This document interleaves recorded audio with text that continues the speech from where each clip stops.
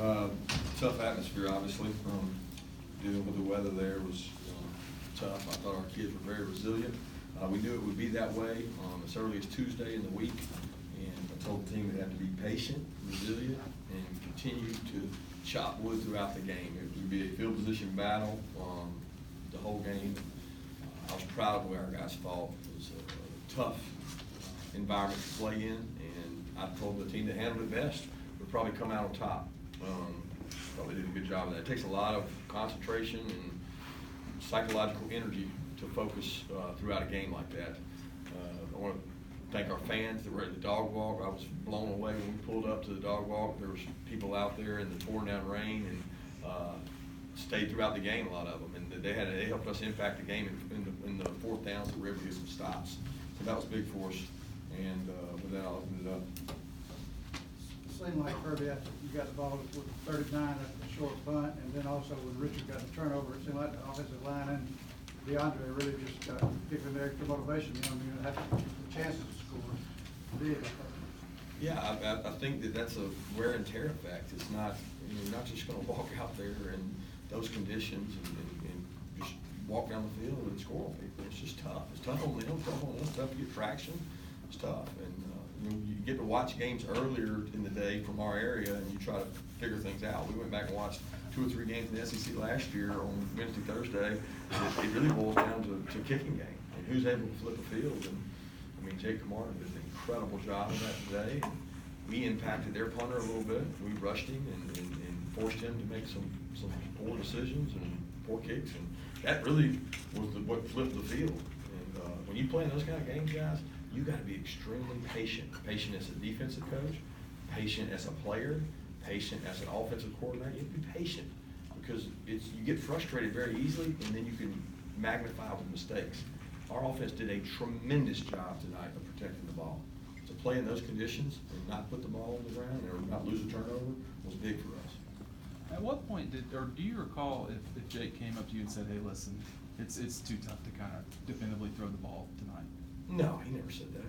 No, Jake had 100% confidence that he could throw a ball. He wanted to. I mean, he wanted to. We were able to. Sometimes we were trying to make sure we did it when we had a fresh ball, make sure we did it when we had a fresh set of downs, make sure you take calculated opportunities to do that. It's just tough. I mean, at the end of the day, there's some tough things that have to happen to be able to throw the ball in those conditions. Number one, you got to protect. Number two, you got to be able to throw and catch it.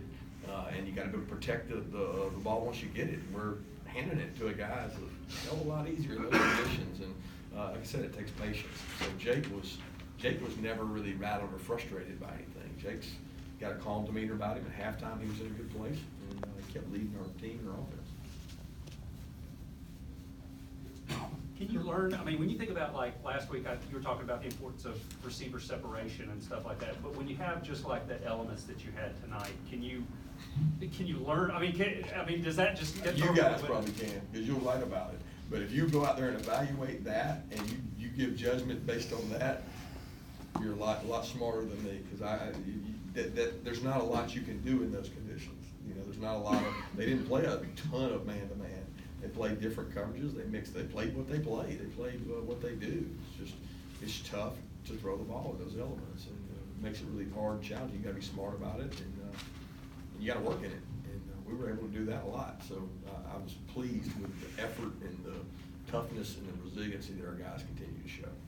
Kirby, on the topic of patience, there were a significant number of people in the stands expressing impatience, especially at the end of the half. What's the effect of that? No effect for me. I got headphones on, so I mean, we're trying to make the best decision that gives us the best chance. I mean, you know, fans, that's what they pay their money for, to give their opinion, and they're entitled to that. I respect that.